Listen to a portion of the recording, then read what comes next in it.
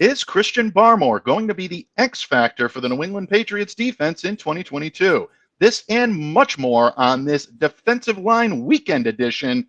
Stick around. You're about to be locked in to the Locked On Patriots podcast. You are Locked On Patriots, your daily New England Patriots podcast. Part of the Locked On Podcast Network, your team every day.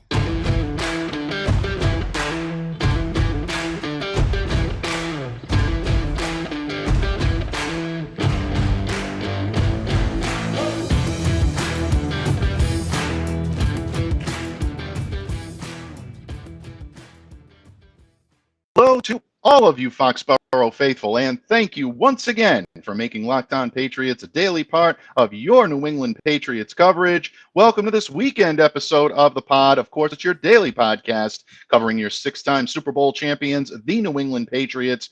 A proud part of the Locked On Podcast Network. We are your team every day. And again, thank you for making Locked On Patriots your first listen every day. Don't forget, we are free and available on all podcast apps, including YouTube as well. So download, subscribe to, follow Locked On Patriots wherever you get your podcasts. Smash that subscribe button on YouTube. I am your host, Mike Debate. I cover your New England Patriots for Patriots Country of Sports Illustrated. Feel free to reach out to me. Let me know what's on your mind on Twitter at MDABATENFL. While you're out there showing some love to that Twitterverse, follow the Locked On Patriots account as well at LO_Patriots. Pats fans, offense may grab the headlines, but as we all know, defense wins championships. And if your New England Patriots want to return to that promised land, they need to start with strong play on the defensive side of the ball. And joining me today on the pod is someone who knows an awful lot about defense, serving, and protecting. He is our resident voice of reason, my Patriots paisan. Steve Balestrieri of PatsFans.com joins me today. Welcome, as always, to the pod, my friend. Well, thanks for having me, Mike. As always, it's a pleasure to talk football with you, even early on a Saturday morning. Absolutely. There's no better way to do it. You know that we're dedicated to our craft when we take time on a Saturday to bring our wisdom and counsel to the masses. And hopefully all of you walk away with a little more knowledge than you had before. And that's always our goal here on Locked On Patriots. But Steve, we'll start off with what I teased as we open the show today. Christian Barmore, enjoying a stellar rookie season, arrived in New England, 38th overall selection in 2021. Second-round draft pick, 46 tackles in his rookie season, 2 passes defensed, 1.5 sacks during his rookie campaign, gets a spot on PFWA's all-rookie team. Not a bad way to begin a career in Foxborough. I think Christian Barmore had a fairly decent rookie season. Had some knee problems at the end of the year, and that did slow his progress a little bit, but the expectations moving forward are pretty high for Christian Barmore as he moves toward 2022. I had asked if Barmore had the potential to be the Patriots' X factor on defense. I say he does. And as the great Don would say, I'll give you my reasons. But not before being a good host, folks. I'm not going to give you my reasons just yet. I'm going to lay it on the doorstep of my Patriots paisan first. Steve, what are your thoughts on Christian Barmore and his potential performance in 2022? I think, when you look at his body of work as a rookie, I thought he was very, very disruptive when he was on the field. And, there was so many times when he was probably that close to, hitting the quarterback or getting a sack. I think this year, I think their defensive philosophy is going to change just a little bit. And I think they're going to allow him to be even more disruptive. So I think he's going to be a little bit more aggressive. I think the defense as a whole is going to be a little bit more aggressive. And I think he's primed for a huge year. Yeah, I think he's primed for a huge year, too. And look, for all of the national chatter, because I don't want to lump Patriots fans into this. Pats fans are usually pretty savvy, and they've been pretty good about realizing what Christian did well last year, what he didn't do so well, things of that nature. Nationally, a lot of people say he tailed off toward the end of the year, but he was injured toward the end of the year. He was hurting. I don't want to say fully injured because he didn't miss extended time, but he was hurting toward the end of the year.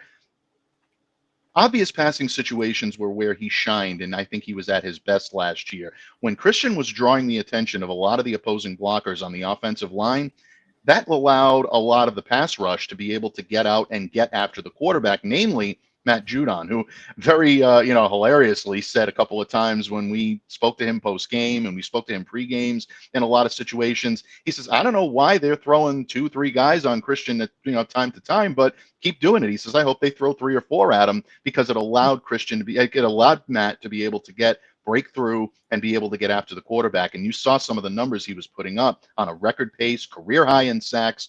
A lot of that was predicated on the fact that Christian was drawing attention away and was drawing the attention of the opposing team's blockers. When, unfortunately, he got injured and his knee started to hurt, he wasn't quite the focal point anymore. Then teams could dedicate resources specifically toward Matt Judon, trying to slow him down. That's why I think Christian has the potential to be the X factor this year in the Patriots defense. Not so much because of the fact that he's just going to blow us away with his skill, which he has a tremendous amount of it. And I think that's something that will end up, serving him well for a long career here in New England. But it's the impact that he has on everyone else, namely the linebackers and even those hybrid safeties that love to come up and try to disrupt a little bit as well. We saw this last year against the Titans. At one point, Judon was able to get after Ryan Tannehill because Christian was drawing the attention of almost 4 blockers at that point. And I remember that stuck in my head very, very, very vividly. And giving the opportunity for defenses to be able to zero in on Matt Judon, as opposed to what we saw against Tennessee, where Christian was drawing a lot of that attention away. To me, I think that's why he was less effective down the stretch. He just simply didn't have the physical capability to do it. If he comes into camp this year, and by all accounts he looked good in mini camp. We'll see him, in training camp in another week and a half. But that, to me, sets the tone for so many ways in both the run defense and the pass defense.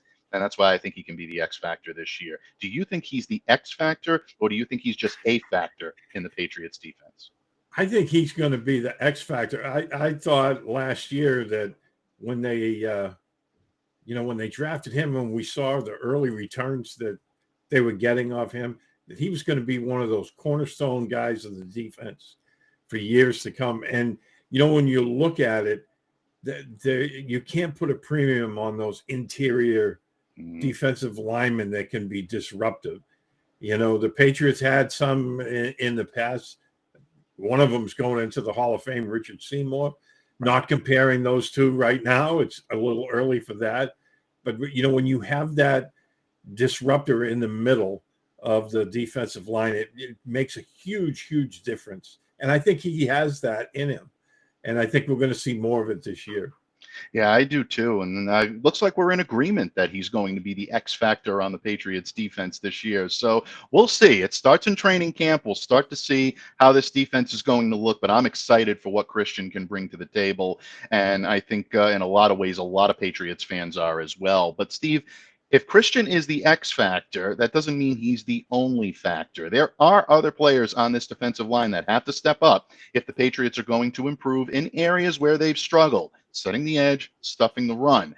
One of those guys was a free agent acquisition last year, much like Matt Judon. We're talking about Devon Godchaux. We're going to talk a little Godchaux in just a minute. And Stephen, my expectations for him in the 2022 season when this weekend episode of the Locked On Patriots podcast continues. But first, folks, level with me. We've all been in a situation at some point in our lives when we were a little tight on cash. Maybe you could only afford to put a couple of gallons of gas in your tank, or you got another save the date and you're wondering, how am I going to afford another gift?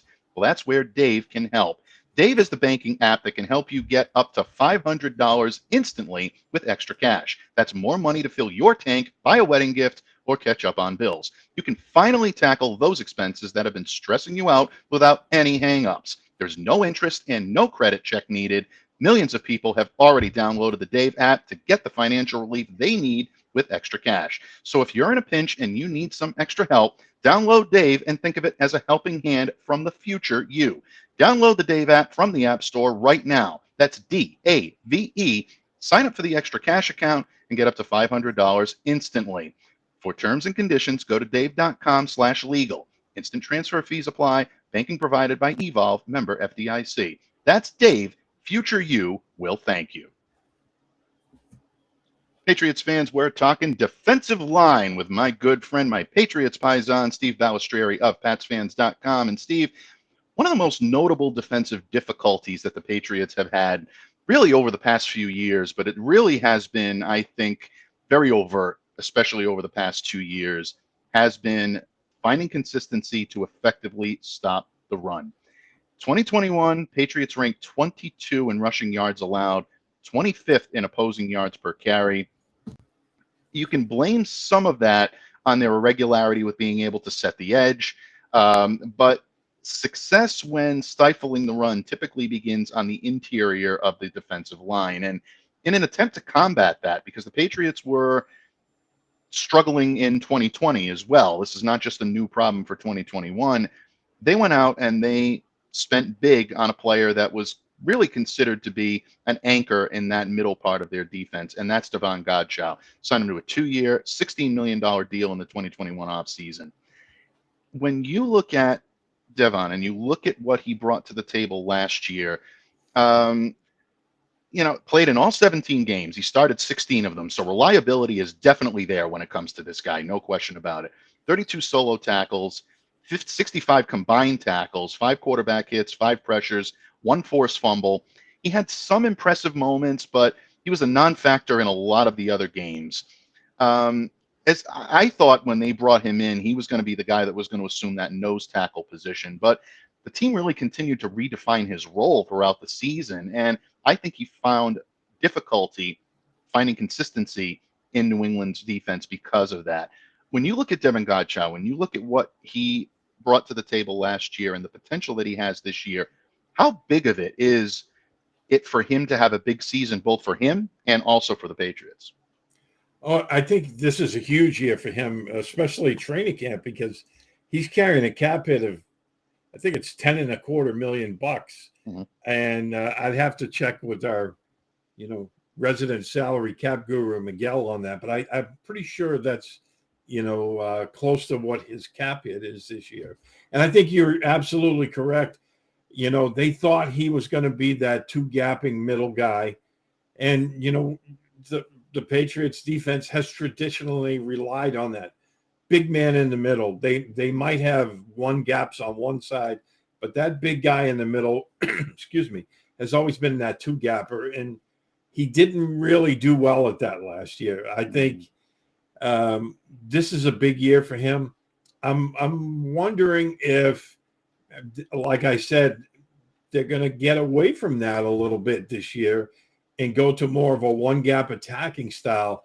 And I say that because, the linebackers this year, which you and I have talked about quite often on the show here in the past, they're smaller and lighter this year. And I think, that 2-gapping style is more attuned to having those big thumpers in the middle. So I think if Godchaux is, allowed to 1-gap and try to penetrate a little bit more in the running game, I think he'd be more effective.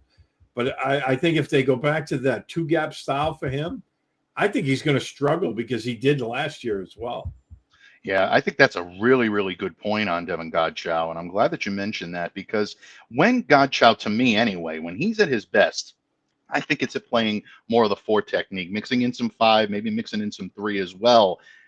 I think in a lot of ways what the Patriots are hoping is that he's going to be strong enough to take on the double team. If the Patriots linebackers and the edge rushers keep giving the chance to get after the quarterback, make the opposing quarterback comfortable, that to me would allow the interior of the defensive line to really be able to focus on defending the opponent's running game. And to me, that starts with a guy like Godchaux. Barmore's going to be able to assist in that. Lawrence Guy is huge when it comes to the running game defense as well. He's got to be someone that can be relied upon. But to me, I think Godchaux needs to be that presence, because we talked about this during draft time. the Patriots still didn't have that dedicated nose tackle. Were they going to run to the well and try to, bring someone in that could fill that role? Sam Roberts picked him up in the later part of the draft. He could possibly be a factor here, but to me, I think that's where Devon's going to be at his best and trying to show what he can do, showcase his versatility. And you mentioned if the Patriots are going to go to a one gap, maybe that is something that factors into him as well. So definitely interesting when it comes to the interior of the defensive line. Of course, interior defensive line, we can't really have that discussion without mentioning Lawrence Guy. I mentioned him very briefly. Once again, one of the anchors of that defense, and really, I think, been one of the pleasant surprises for the Patriots over the last few years since bringing him in as sort of a guy that was supposed to play a role but not expected to be a major role. He's blossomed into something special. How important is Lawrence Guy to the interior of this defense? Oh, I think he's huge for this defensive line. And again, you talked about him. He's been one of the anchors. He's been very, very consistent. I thought he had a down year last year. Maybe he was, hampered by some injury that we didn't know about, but he didn't look like his normal, consistent self last year. So I think this is a big season for him as well. I think him and Godchaux, if they can return to form, I think the defensive line will be much, much better. But if they struggle, then, it's going to be on some of the younger guys to pick up that slack. You mentioned Roberts, who's a small school stud. I also like a guy who was really highly thought of, but was never healthy in college, and that's LeBron Ray from Alabama. I'm curious to see if he can stay healthy, what he's capable of. He'll probably get some looks this summer. Absolutely. And LeBron Ray, again, coming in with that pedigree, that Nick Saban pedigree, that just, to me, I think is really something that gives him a little bit of an edge. I picked him last week when Claire and I discussed potential undrafted free agents, asked by our good friend Miguel Benzon, the Pats cat, by the way, who also came through to let us know Devon Godchaux carrying a $10.25 million cap hit in 2022. So, yeah, definitely a hefty price tag for Devon Godchaux. Thanks, Miguel. We always appreciate you. You're the best buddy. But in any case, when it does come to someone like a LeBron Ray, that gives you a little bit of a heads up. And I think he may be the guy that could possibly be the continuer of the streak when it comes to the Patriots signing undrafted rookie free agents to man the 53-man roster. I think he's got a shot, but we'll see. That process once again begins when the rookies report this Tuesday on July 19th. Still can't believe it, Steve. We're that close to training camp, and then the first practice is kicking off on the 27th, as all Patriots need to be present and accounted for by Tuesday, the 26th. Steve, it's always an honor, always a blast to talk NFL football with you, to talk New England Patriots defense with you. We're not done yet, folks, because several of the players, maybe some we've discussed, maybe some we haven't, might find themselves on the hot seat when it comes to roster cut down. That's what training camp is all about, proving your worth and convincing Bill Belichick that his team is better off with you on the 53-man roster. Who is on that hot seat?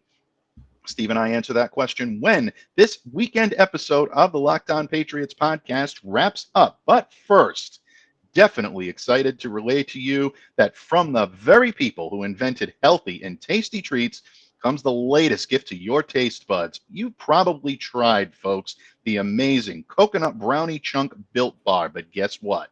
Your friends at Built have given the coconut brownie chunk the Puffs treatment. That's right, the coconut brownie chunk Built Bar flavor you love in a delicious chewy marshmallow covered in 100% real chocolate. It's like a fluffy cloud of coconut brownie goodness, Steve. It's that good. Coconut brownie chunks puffs are only available here for a limited time, so go to Built.com now to make sure that you don't miss out.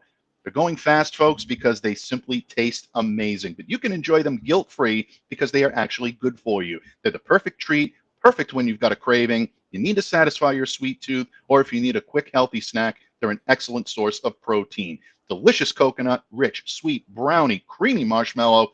Stop fantasizing, folks. Go to Built.com to order your box of coconut brownie chunk puffs right now.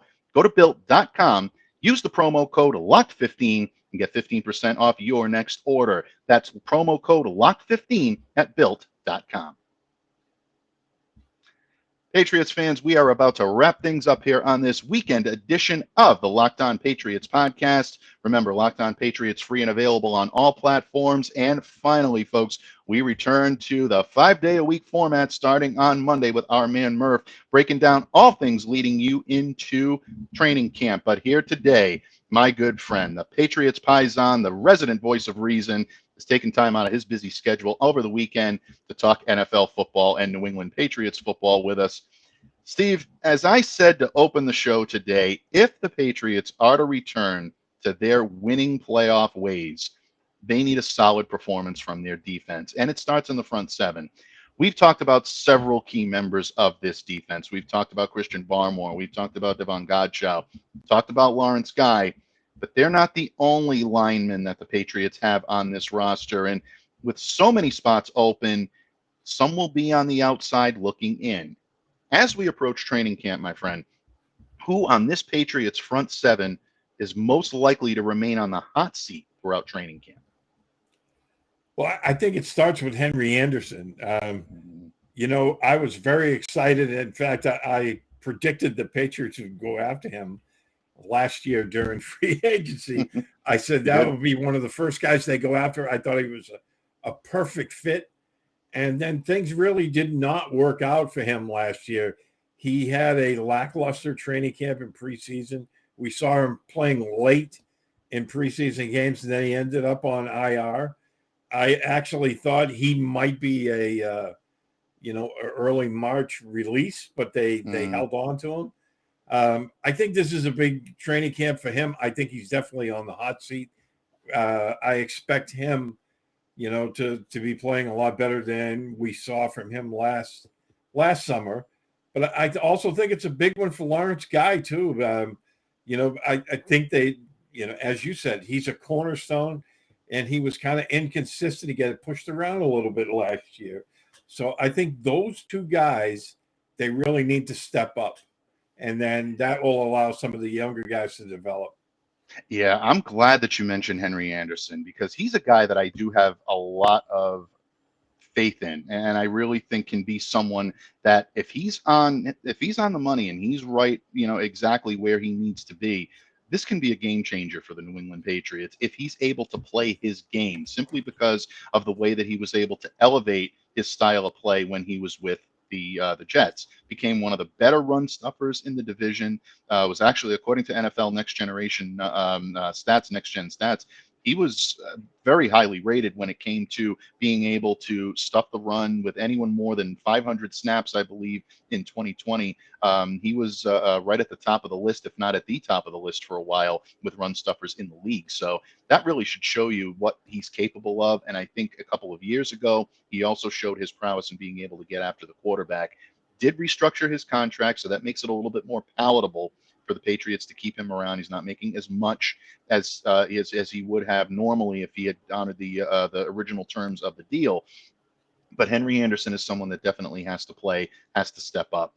You mentioned Lawrence Guy, and I think that actually is something that Patriots players I think need to understand. There is going to be that constant desire, that constant need to be able to perform at a high level. So if there's going to be any type of issue with some of these guys, that could show. I think Lawrence Guy is definitely up to the challenge, and I think he will. Byron Cowart, to me, is someone else that I think has a little bit to prove as well. We're starting to get down to the nitty gritty. It's been a few years now since he joined the Patriots in 2019. Really yet to build an extensive resume. Injury has had an awful lot to do with it.